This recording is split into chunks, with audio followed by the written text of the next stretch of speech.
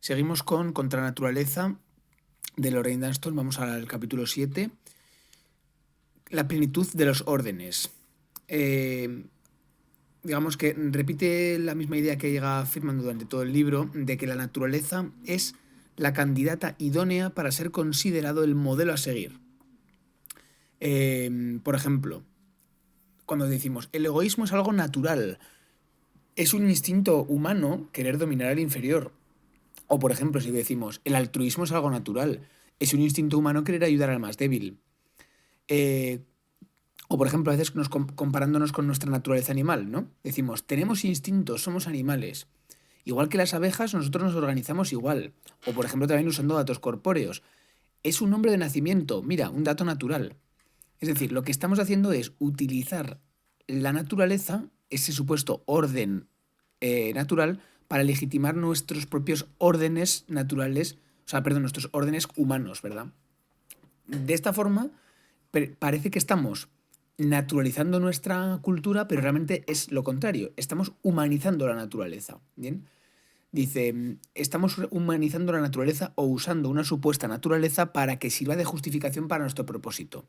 Aquí tengo, como siempre, la duda de si Dunston está viendo más allá de esto o realmente cree que sí que existen órdenes naturales, ¿no? Vamos a seguir viendo. Las explicaciones liberales, por ejemplo, suelen apelar a estas actitudes por naturaleza de los humanos, pero también las actitudes conservadoras, las actitudes religiosas, etcétera, ¿verdad? Lo que viene siendo el derecho natural. La razón más fuerte por la que la naturaleza sirve para legitimar órdenes culturales es porque, y ahora viene aquí esta frase, la naturaleza es la depositaria de todos los órdenes. Claro, esto es lo que yo insisto, no sé si esto es lo que ve Dunston, ¿no? Lo que voy a decir ahora. Digo yo aquí, cuidado, no es que sea así, sino que nosotros le hemos dado ese valor, esa función. Es una idea que viene repitiéndose en Occidente desde la Edad Antigua. Pero Dunston yo creo que sí que está diciendo de alguna forma que el orden de la naturaleza sí que es que la naturaleza sí que contiene todos los órdenes, ¿verdad? De hecho, aquí dice Dunston, no somos más que una especie entre millones de especies, ¿verdad? O sea, es decir, está de alguna forma afirmando que existe una naturaleza objetiva que es el lugar de los órdenes, entre la que nosotros no vamos ahora a decir cuál es el orden de la naturaleza, sino que la naturaleza ya tiene un orden, ¿verdad? Yo aquí lo que digo es que esa especie, la característica que tiene es que es creadora de símbolos, de representaciones.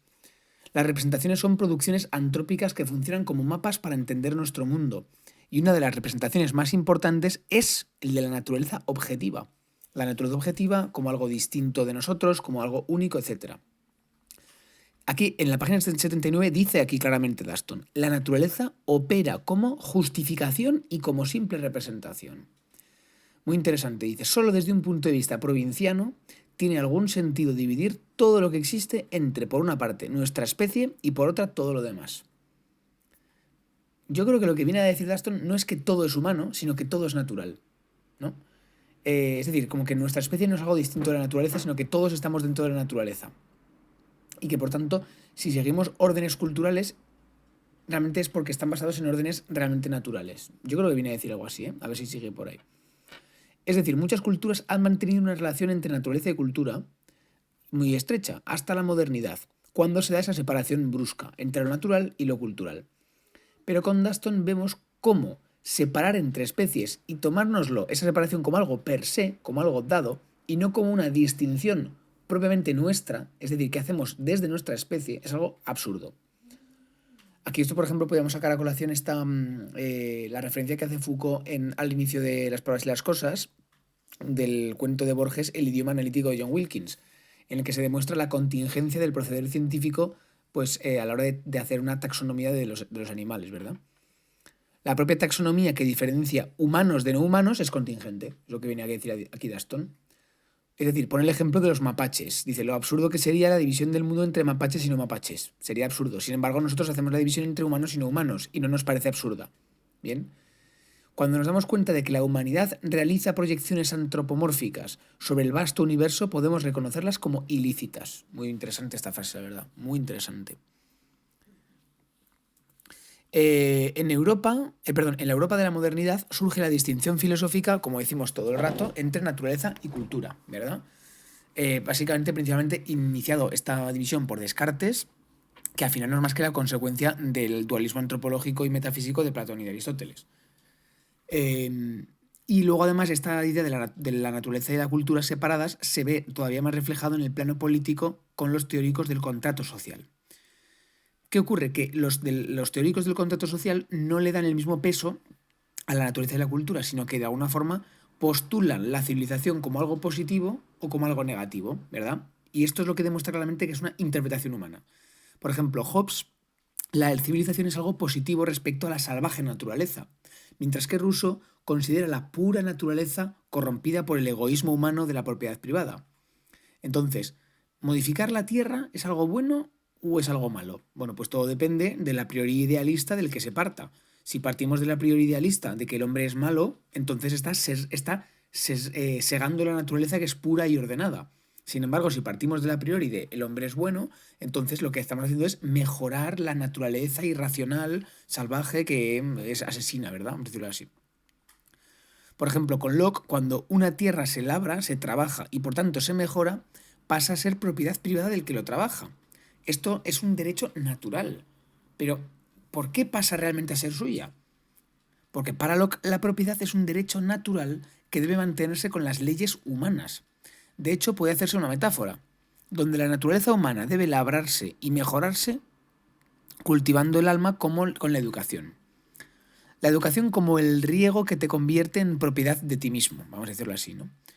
Entonces, a pesar de que para Locke la naturaleza se supera, a pesar de que para Locke la naturaleza es superada, ¿verdad? Incluso los propios contractualistas se sirven de la naturaleza para legitimar la teoría, ¿verdad? Incluso a pesar de que la naturaleza se supere a veces y no sea algo que haya que dejar de lado, que nos separa de los animales irracionales, es algo que se postula como algo necesario en el discurso, básicamente. Aquí dice Daston que quizá para otras especies con otra inteligencia o con otro cuerpo, o quizá sin cuerpo, no necesiten hacerse representaciones y comprendan el orden en sí mismo. Pero desde Kant sabemos que el fenómeno es necesariamente una filtración y por tanto una humanización de lo real. Esto es, no hay orden en sí mismo. Para nuestra especie, que tenemos unos aparatos sensoriales, ¿verdad? Los órdenes son imaginados, esto es, reordenados, producidos. Es una representación, una interpretación, bajo nuestras categorías.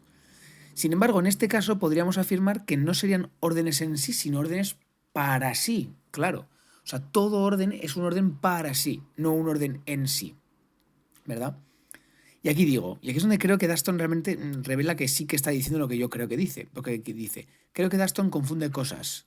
Veo que asume en la página 83 que, cita, no debe sorprendernos que haya que excavar la naturaleza en busca de los perfiles de orden de todos y cada uno de los órdenes. Es decir, entonces, la naturaleza sí que tendría un orden en sí para Daston, ¿verdad?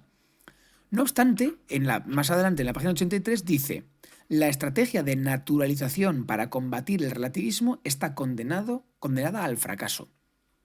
Entonces, no queda muy claro, ¿no? O sea, es decir, ¿hay órdenes naturales o no? O sea, la naturalización es una estrategia que fracasa puesto que no hay nunca puesto que ese orden que se supone que existe realmente no existe. Pero vamos a acabar de decir que sí que hay un orden. Entonces, sigamos.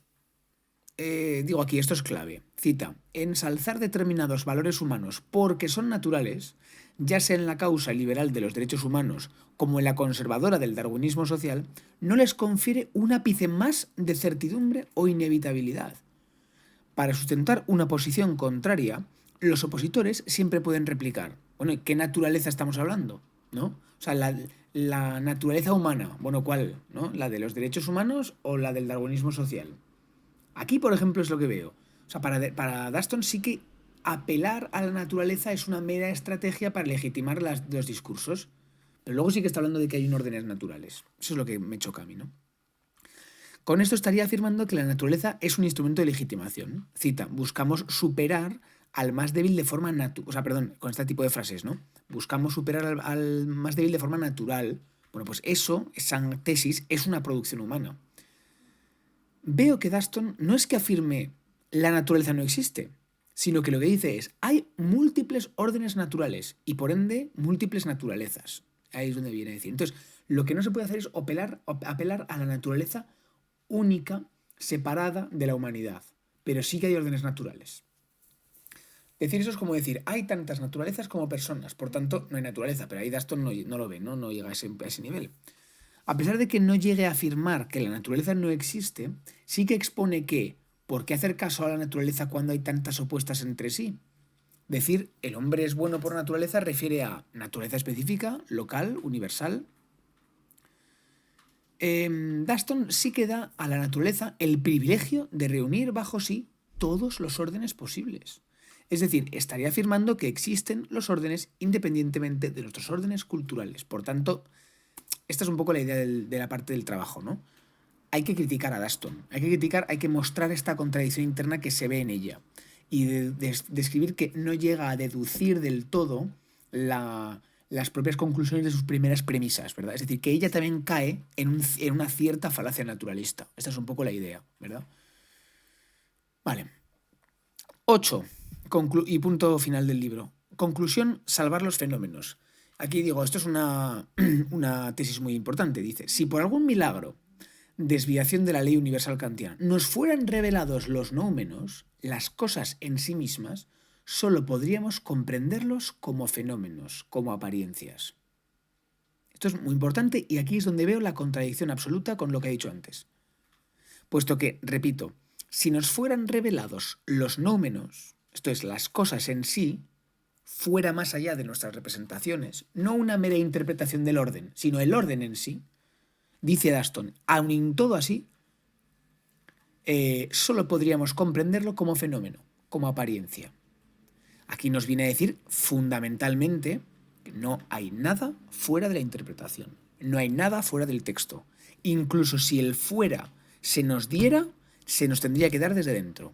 Por tanto, la naturaleza en sí, el orden como tal, no existe. Esto es, el propio orden es una idea que surge dentro de los límites y experiencias humanas. Por tanto, todo orden es un orden humano. Y por definición ya no es un orden natural. Entonces, aquí es donde está la contradicción. Antes ha dicho que la naturaleza tiene el privilegio de reunir bajo sí misma todos los órdenes posibles. Pero ahora mismo acabamos de determinar que todo orden es, como tal, un orden dentro de los límites de las experiencias humanas y por tanto no es un orden natural. Entonces, para Daston es así de claro. ¿Hay orden natural o no hay orden natural? Pues para ella sí. Si hay un orden natural, al final vas a caer en la falacia naturalista. Trayendo el mito de la caverna de Platón, aquí a colación, diríamos que, y además relacionándolo con esta cita que acaba de decir la propia Daston, no hay fuera de la caverna. No se sale de la caverna. Todos son interpretaciones, todos son fenómenos, todos son apariencias, ¿verdad? Digamos, todos son reflejos, ¿verdad? Y eso, además, muy interesante este punto de Deleuze que ya sabemos, ¿no? Que nos damos cuenta de que el reflejo sigue siendo un reflejo gracias a los supuestos reflejos mal hechos, ¿verdad? Cuando nos damos cuenta de que los reflejos mal formados, mal hechos, no son mal hechos, sino que realmente nos revelan que el propio ideal del reflejo es también un reflejo, ¿verdad? Entonces eso es cuando nos revela claramente que no hay original, sino que solo hay copia, ¿verdad? Es decir, el tema del simulacro nos revela, el simulacro como aquella copia de copia, ¿verdad? La copia imperfecta, nos revela que no hay un original, ¿verdad? Sino que incluso lo que se propone y se postula como original es también una copia. Es decir, es una interpretación humana, fundamentalmente. Salir de la caverna más bien sería revelarnos a nosotros mismos que no hay afuera. Exactamente. Que no hay naturaleza. Esto es lo interesante, ¿no? El humano produce apariencias y las hace pasar como realidades para que tengan más valor. Esto es, las naturaliza para dar a entender que se ha salido de la caverna y que es cierta esa apariencia. Sin embargo, no hay nada fuera de la caverna. Es que no hay fuera. Ni siquiera La ciencia está fuera de la caverna. La ciencia también es una producción humana. Una producción humana con apariencia de realidad, ¿verdad? Porque se le da a la ciencia el estatus de objetividad, ¿no? O sea, por ejemplo, la literatura parece que está claro que no hay verdad. La política está claro que no hay verdad, que es todo un juego humano, ¿verdad? La política, ¿cuál es el mejor sistema de gobierno? Bueno, pues el que mejor que nos parezca. Ahora bien, sin embargo, la ciencia sí que parece decir verdades absolutas sobre las cosas. Bueno, pues no, esto es lo que hay que revelar, hay que politizar la ciencia. Bien, la despolitización de la ciencia, la despolitización de la naturaleza, como dice Swingendorf, al final es lo que justamente está creando un fuera de la caverna sobre el cual la ciencia tiene una suerte de acceso privilegiado que puede llegar hasta ahí, ¿verdad? Pero realmente no. Entonces hay que demostrar y realmente salir de la caverna es justamente eso, ¿no? Revelar que no hay fuera. También es una apariencia la superficie natural, lo que se presenta a la vista, ¿no? Bueno, esto da igual. Aquí digo que es una apariencia en tanto que aparece, pero bueno, no importa. Los fenómenos naturales, lo que aparece, dice Daston, sirve como modelo para los órdenes morales. Pero claro, lo que aparece, ¿verdad? Lo que aparece como si fuera algo ingenuo, que únicamente aparece como un dato a los ojos ingenuos e inocentes de los humanos científicos que no tienen nada y que no trastocan absolutamente nada de lo que se da. Claro, esos fenómenos, o sea, eso que ocurre, son en sí. No, son apariencias, son representaciones. Desde Kant sabemos que no, que todo fenómeno es necesariamente fenómeno para nosotros. Por tanto, todos los órdenes morales que se basan en órdenes supuestamente naturales también se basan en órdenes para nosotros, esto es, humanos. Para que quede claro, si los órdenes naturales son también culturales, entonces cuando el humano cree basarse en un orden natural, realmente lo hace basándose en otro cultural. El humano se inspira en lo que él mismo interpreta. No hay nada fuera del texto. Recordemos esta idea tan interesante de Xenófanes cuando hablaba en el siglo V a.C. que los dioses tienen la forma de sus creyentes, porque finalmente no son sino representaciones suyas. Entonces, al final Nietzsche nos demuestra, e incluso aquí Xenófanes ya en el siglo V, que todo es una representación humana. Claro, decir en la Edad Media que Dios es una representación humana era una herejía tremenda. Sin embargo, ahora la herejía es decir que la ciencia es una representación humana, que la naturaleza es una representación humana, puesto que parecer la ciencia y la naturaleza se postulan como algo ciertamente objetivo. Sin embargo, esto es lo mismo. Si los dioses son representaciones nuestras, la naturaleza también lo es. Vamos a nombrar las tres últimas conclusiones de las que habla Daston del libro. Dice, una, Daston acaba por decir ahora que la naturalización no es una estrategia para fundar el deber ser tan fuerte como parece, pues está amenazada por otras naturalezas, por otros órdenes. ¿Veis? Esta es la tesis realmente de Daston, es que hay otros órdenes que amenazan el supuesto orden legítimo que da la naturaleza sobre la cultura. ¿Por qué? Pero no porque la naturaleza sea una producción humana, esto no lo dice, sino porque hay muchos órdenes naturales. Claro, realmente sí que es una estrategia fuerte, pero es desmontable, ¿no? Y aquí es lo que digo, yo digo esto, ¿no? Yo digo, no se trata de que haya que desmontar el orden natural diciendo, no, es que hay otras naturalezas, sino que como se debe desmontar es mediante la desnaturalización. Dice Daston, una vez descubrimos que no hay ningún orden único de la naturaleza en el que fundamentar normas, la fuerza de cualquiera de estas invocaciones se debilita de forma espectacular. ¿Pero por qué no hay ningún orden único? Porque hay un orden múltiple. ¿Y por qué hay un orden múltiple? Porque son representaciones humanas. Entonces los órdenes que ella sigue llamando órdenes naturales son órdenes humanas. Y ahí no lo ve ella. Dice, se puede encontrar en la naturaleza modelos de todos los órdenes sociales posibles. Ahí encontramos matriarcados, patriarcados, ¿verdad? Las abejas, los babuinos. La naturaleza no es un arma legitimadora. Hay que ir contra ella. Hay que posicionarse contra los argumentos que ponen a la naturaleza como el principal fundamento. Por ejemplo, el sexismo, pero también el ecologismo. Ese ecologismo que pone a la naturaleza como el foco de su estudio, de esa naturaleza despolitizada, también hay que ir contra ella. porque no existe esa naturaleza despolitizada. Vale, y porque si se asume esa naturaleza despolitizada sobre la que se está estudiando, ¿verdad? Eso es el populismo, que al final no es más que sino reproducción del propio sistema. Esto es el artículo de Swingedow tan bueno, ¿no? Segunda conclusión. Cuando estos argumentos apelan a la naturaleza para legitimar un supuesto orden cultural, lo hacen porque hay un supuesto vínculo entre naturaleza, orden y normatividad. Claro, pero este vínculo es, de nuevo, producción propiamente humana, ¿verdad? Y aquí lo dice Daston cuando explica esta parte.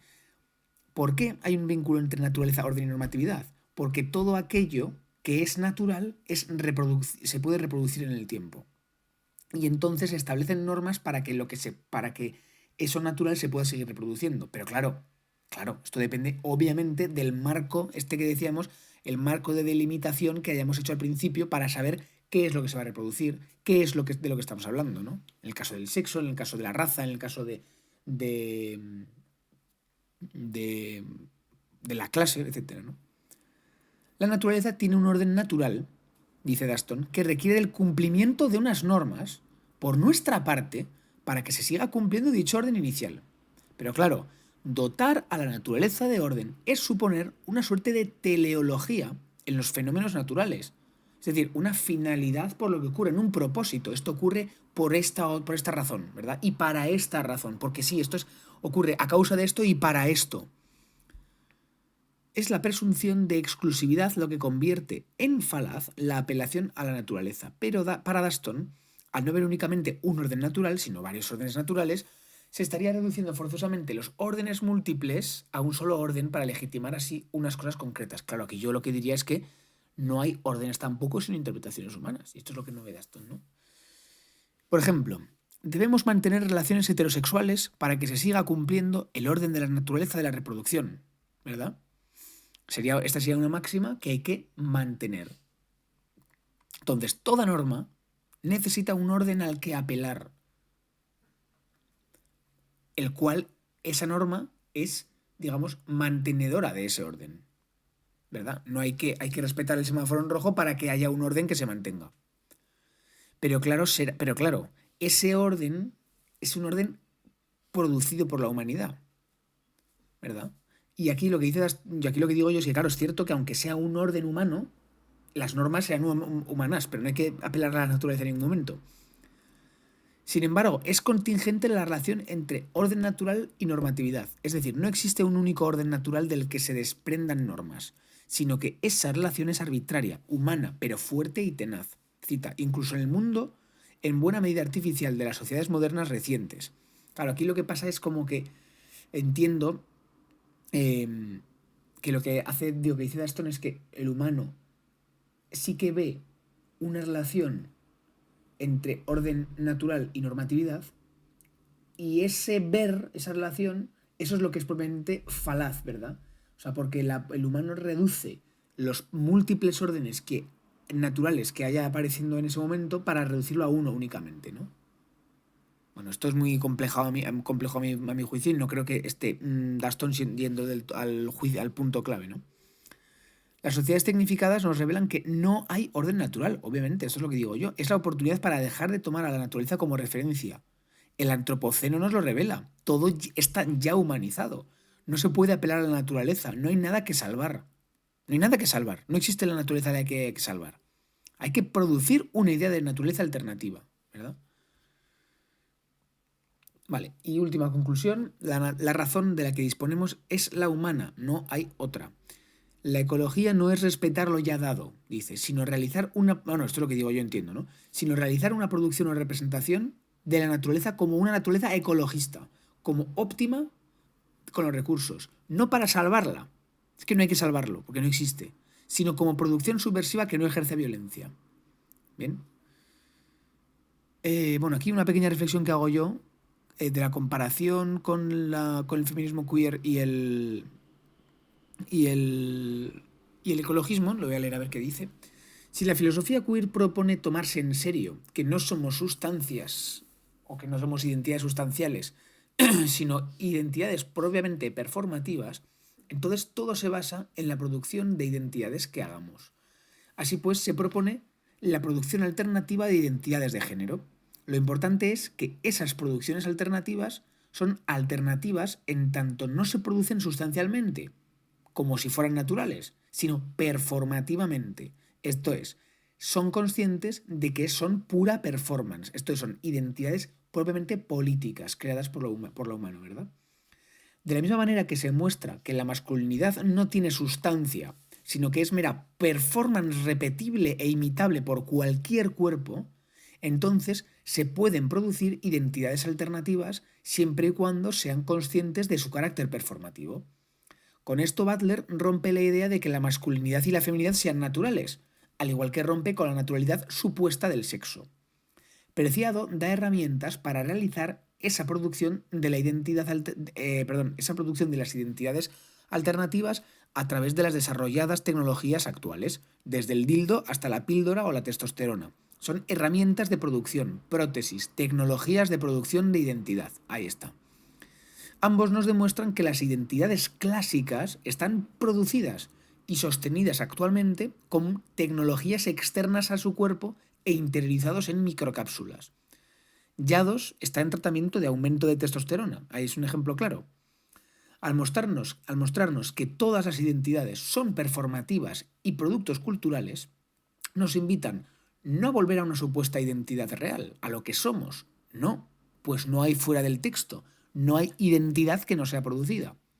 Nos invitan a que produzcamos identidades alternativas a las hegemónicas que no produzcan violencia. Las otras identidades producen violencia porque se postulan como naturales, creando la ficción falsa de ser natural. Así, todo aquel que no entre en el molde mujer, en el molde natural de identidad masculina o de identidad femenina, sería un monstruo que genera horror, como diría Daston. No obstante, si asumiéramos que toda identidad es construida, performativa y no sustancial, susceptible de ser modificada mediante la reapropiación de las tecnologías de producción actuales, no se producirían identidades violentas. Esta idea puede aplicarse también a la naturaleza. No se trata de volver a la naturaleza, de respetar la idea sustancial de naturaleza, pues esta no existe, ni epistemológicamente ni ontológicamente. Es una producción más de la cultura humana que usa como instrumento para legitimar a esas mismas identidades sustanciales que hemos nombrado antes.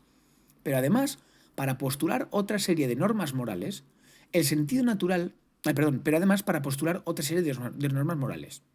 El orden natural solo existe con una función: legitimar el orden cultural. Sin orden cultural no tendría sentido la existencia de un orden natural. Muy interesante esto. Esto es lo mismo que diríamos: sin género no tendría nada de sentido hablar de sexo. Nada. No decimos que haya que destruir, porque el sexo es género, obviamente. No decimos que haya que destruir el orden cultural. No, sino todo lo contrario. Hay que destruir el orden natural. Asumir que la naturaleza es un concepto humano, reorganizado mediante representaciones sesgadas, interpretaciones culturales hegemónicas. Y pregunto aquí, ¿la interpretación hegemónica de la naturaleza produce violencia? Sí, produce naturalidades y por ende la idea de monstruos, desequilibrios, milagros. Si asumiéramos que todo orden es cultural, especialmente el orden natural, podríamos construir una idea de naturaleza alternativa. De la misma forma que la masculinidad no es sustancial sino performativa, la naturaleza no es sustancial sino performativa. La humanidad ha construido una idea de naturaleza sustancial. Postulemos, produzcamos una idea de naturaleza alternativa, una idea de naturaleza producida y por tanto en plena unión con la máquina, con la tecnología. En verdad, solo hay tecnología. No hay ni humanidad ni naturaleza, solo cuerpos performativos que usan cosas, tecnologías, para producir realidades, naturaleza humana o naturaleza. Al ser solo cuerpos que usan tecnologías, debemos tener la capacidad de producir ideas alternativas sirviéndonos de las mismas tecnologías. Vale. Aquí voy a acabar con esto ya, porque dice algo para el trabajo. Vamos a ver esto que dice. La esencia humana es puramente performativa, prescriptiva, como digo, No hay, por tanto, esto ya es desde Nietzsche, una esencia prediscursiva, preperformativa, que condicione y determine las acciones, los discursos. No hay un yo, ¿verdad? Una sustancia pura. Sino que lo único que hay es performance, ¿verdad? Uso de tecnología. Como ya sabemos, la performance tiene los dos ejes de la imitación y la exclusión. Además de en un nivel conductual, la performatividad también se expresa en términos de representación. Exactamente. Es decir, el humano produce representaciones a través de tecnologías. El arte, pintura, música, literatura, pornografía, etc., es una tecnología de representación de realidades propia de la especie humana. Como tal, la representación tradicional funciona produciendo una supuesta realidad externa a la propia representación sobre la cual esa representación es representación. Es decir, la representación tradicional presupone una naturaleza sobre la que se hacen pinturas, sobre la que se hace música, sobre la que se escribe literatura, unas prácticas sexuales sobre las que se realiza pornografía. Lo que no ve la representación es que dicha realidad prediscursiva, es decir, esa naturaleza, esa vida, esa práctica sexual, también es producida por la propia tecnología representativa. Esto es, no habría práctica sexual ajena a la pornografía, no habría naturaleza ajena al arte, no habría realidad fuera de la literatura o cine. Esto es, no hay nada fuera del texto. Ahí está Derrida asomando continuamente. Entonces, no existe la naturaleza como un orden prediscursivo, sino únicamente como representación de la producción tecnológico-artística. El ecologismo, entendido actualmente como este ecologismo de capitalismo verde, que es al trato al que me refiero continuamente, es un continuador de la identidad sustancial, ¿verdad? Es un movimiento que pretende ser emancipador, pero es reproductor del sistema, pues da como válido la existencia prediscursiva de la naturaleza, la cual se tiene que salvar, porque la acción del hombre y su representación la está destruyendo. Sin embargo, siguiendo esta idea que aquí postulamos, no habría naturaleza como tal, y por tanto lo que debería hacerse es producir representaciones alternativas de la naturaleza, usando las altas tecnologías de la actualidad. Para Donna Haraway, las nuevas microtecnologías producen subjetividades alternativas, cyborg, en tanto que se incorporan en los sujetos. Estas subjetividades alternativas deben ser producidas no como otras identidades sustanciales, como estamos todo el rato diciendo, sino como identidades puramente políticas, politizando la identidad, politizar la sexualidad, politizar la naturaleza, politizar la ciencia, ¿verdad? Es decir, esto que hay que hacer es mostrar que todo es una construcción, es algo esencialmente prostético-performativo. Así pues, tanto las identidades de los cuerpos como la identidad de la naturaleza deben de ser identidades cyborg. La naturaleza no sería un orden natural, sino algo esencialmente construido. No puede distinguirse la naturaleza de la ciencia que la estudia, puesto que la ciencia no es descriptiva, sino productiva y prescriptiva con la propia naturaleza.